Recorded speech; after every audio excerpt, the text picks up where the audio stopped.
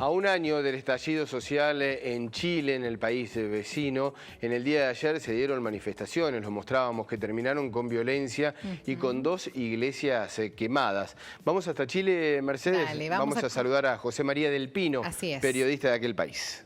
¿Cómo estás, José María? Bienvenido. Hola, Mercedes, ¿cómo están? Muy buenos días a ustedes, expectantes a 5 días del plebiscito constituyente el próximo domingo. La verdad es que en Chile, no solo los hechos del domingo, ayer por la tarde hubo también manifestaciones en algunas ciudades del país que también terminaron con algunos disturbios violentos. Así que vamos a tener una semana un poco agitada, digámoslo, donde se ha intensificado el llamado transversal de la clase política a alejarse del camino de la violencia, aprovechando esta herramienta democrática que es la votación, e institucionalizar el malestar de los chilenos a través del plebiscito del domingo. ¿El plebiscito del domingo tiene algo que ver con las manifestaciones de violencia? Digo, ¿está muy mezclado o fue un recuerdo de aquel estallido de hace un año? A ver, yo quiero expresarles lo que me tocó vivir a mí el domingo reporteando precisamente para medios argentinos en la plaza. Creo que es una manifestación menos transversal, no solo de edad la que hubo el domingo, sino que socioculturalmente. Mi intuición es que el grueso de la clase media chilena salió de la calle. Es decir, tiene puestas sus esperanzas en el proceso democrático de este domingo. No se vieron tantas familias como antes, ni tuvo la masividad, ¿no es cierto?, de esa gran marcha del millón, donde fue la clase media la que le dio la robustez y la que la hizo tan impactante. El domingo más bien habían sectores muy populares, habían sectores que se sienten marginados y excluidos de nuestra sociedad, que mi intuición es que no creen que el plebiscito y no creen que una nueva constitución vaya a ser la solución a cómo ellos ven los problemas del país. Y un grupo de ellos, minoritario, no creen ni siquiera en la democracia, son violentistas y están dispuestos desde la rabia, que podría tener muchas justificaciones sociológicas, ¿no es cierto? Están dispuestos a destruirlo todo para expresar su malestar. Pero la verdad es que la impresión que tengo yo es que el grueso del país está muy expectante del domingo y existen grupos minoritarios que están ejerciendo la violencia, que no tienen agenda política, no responden a izquierdas, no responden a derechas, es una agenda más anárquica, aunque ellos mismos a lo mejor no conocen lo que es la ideología anárquica, y otras personas de sectores más populares, más desesperanzados y incluso más angustiados, producto de la pandemia, ¿no?, que siguen manifestándose con mucha fuerza, mostrando también que no hay tanta esperanza de que el domingo puedan realmente cambiar las cosas en el país. Claro, o sea que vos decís que la protesta de este fin de semana, este domingo, no se asemeja para nada, aunque haya pasado un año, no se asemeja para nada a lo que ocurrió el año pasado. Ni siquiera es la misma gente la que está protestando. A ver, indudablemente quienes estuvieron el domingo estuvieron hace un año también. Lo que pasa es que hace un año lo que impactó al mundo, lo que impactó a Chile, lo que acorraló a la clase política en el país fue que la clase media se sumó con una fuerza que nosotros no habíamos visto en los últimos 30 años. Eran marchas muy familiares, eran marchas de jóvenes de 30, 40 años que eran los primeros profesionales de su familia, que sentían que las expectativas que se le habían ofrecido no estaban cumplidas, que en Chile no había una verdadera cultura del mérito, que por más que ellos habían estudiado y tenían grandes calificaciones, siempre lograba el gran cargo en la empresa el primo, el hermano, del tío, del dueño, que no había igualdad de trato, que les costaba carísimo pagar salud privada, que les costaba muy caro ir al supermercado, que no se condecía con su salario. Eso fue lo que le dio la masividad hace un año al movimiento.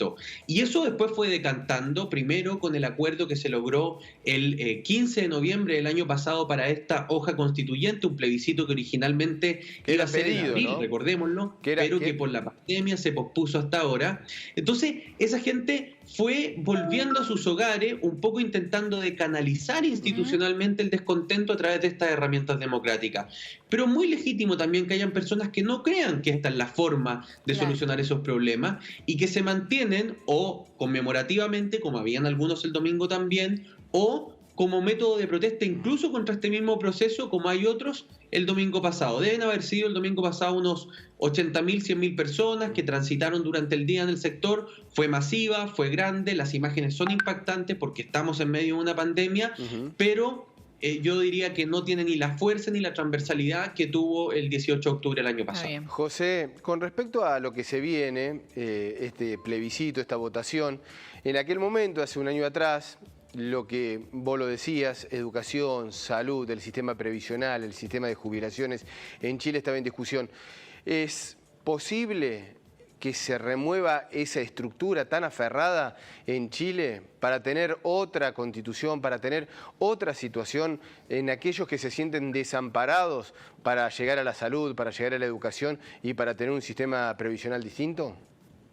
Mira, la verdad es que, para ser muy honesto, tú das en el clavo en el análisis, porque seamos objetivos. ¿Qué es lo que rige la Constitución sobre nuestras vidas? La Constitución lo que hace es poner las reglas del juego, los marcos en el que tenemos que hacer la vida democrática, las políticas públicas.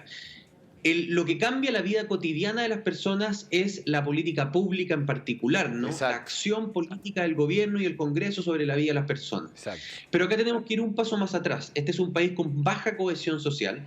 Este es un país donde se ha polarizado en extremo. En Chile tenemos nuestra propia grieta también, como ustedes la señalan allá en Argentina.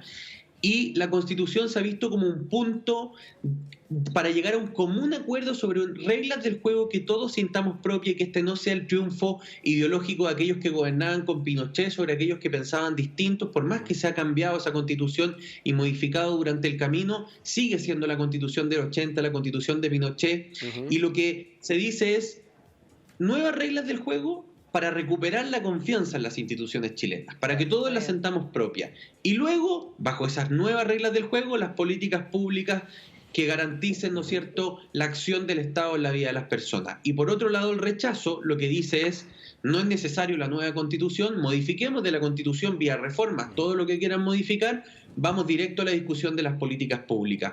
Pero me parece que es tal el nivel de falta de cohesión del país que tiene lógica pensar en que estas nuevas generaciones que gobiernan Chile merecen su propia Constitución, quizás mirar al futuro y forzar un proceso constituyente que busque acuerdos entre izquierda y derecha para que nadie en este país sienta que la Constitución es el triunfo ideológico de un sector sobre el otro sector. Bueno, paralelamente, sí, se pueden hacer las políticas públicas y de hecho antes del COVID en eso estábamos. En el Congreso se estaban discutiendo la reforma de pensiones, se subió el salario mínimo, se estaba discutiendo respecto al sistema de salud, pero la verdad es que la pandemia ha puesto todo en el congelador y el Congreso está legislando paquetes de activación económica, protección del empleo. Ha sido otra la prioridad durante estos últimos 6 meses. Bueno, cuánta expectativa, ¿no? Porque claro, hasta puede cambiar todo el modelo de país a partir del domingo. Absolutamente. La Constitución se partiría escribiendo lo que se ha denominado una hoja en blanco, si bien dice expresamente la reforma constitucional que permite esta Constitución nueva, en caso de que gane el apruebo, que deben respetar los tratados internacionales, que Chile sea una república democrática. O sea, hay unos mínimos comunes, pero de ahí en adelante se empieza a construir todo. ¿Qué es lo que yo creo que va a pasar? Es que vamos a terminar con una Constitución bastante moderada, una Constitución que va a proteger más derechos sociales, pero que va a mantener el modelo del libre mercado que tiene Chile, porque para cada acuerdo de la nueva Constitución, Mariana, se tienen que alcanzar 2/3 de los constituyentes futuros. Y lo que nos dicen todas las encuestas y el comportamiento del país es que ningún sector político va a ser capaz de tener 2/3, por tanto, va a estar forzado el acuerdo para cada uno de los artículos de la Constitución. Y eso nos va a llevar seguramente a tener una nueva Constitución moderada, que sea producto de consensos y que sin duda alguna todos sintamos que tuvimos la oportunidad de participar, de votar, de elegir a los constituyentes, y además después hay que votar en otro plebiscito cuando se entregue el texto completo, si es que lo aprobamos o lo rechazamos nuevamente. Bueno, obviamente que se van a marcar unas nuevas reglas de juego, un nuevo marco para Chile, pero coincido plenamente, José María, las políticas públicas, el que hacer esa política diaria son lo que más van a regir y el que más va a fortalecer o no la vida cotidiana de nuestros compañeros chilenos. Así que esperemos que se dé en un marco de normalidad, que no haya violencia y que la democracia sea el camino para solucionar los distintos inconvenientes y llegar a los acuerdos y a los consensos. Lo que nosotros esperamos, al igual que usted, es que los violentistas sean aislados, Lo que necesita Chile en este momento es democracia, es voto, es paz y cohesión social. Lo ha dicho toda la clase política y lo estamos diciendo muy fuertemente en los medios de comunicación. Por mucha historia que haya detrás del violentista, por mucho que uno pueda hacer el entendimiento, desesperanza, sufrimiento, marginalidad, sentirse excluido, cualquier persona que comete un delito detrás tiene también una historia. Y eso no excluye que lo que está haciendo es un delito y es algo que hay que condenar con toda la fuerza.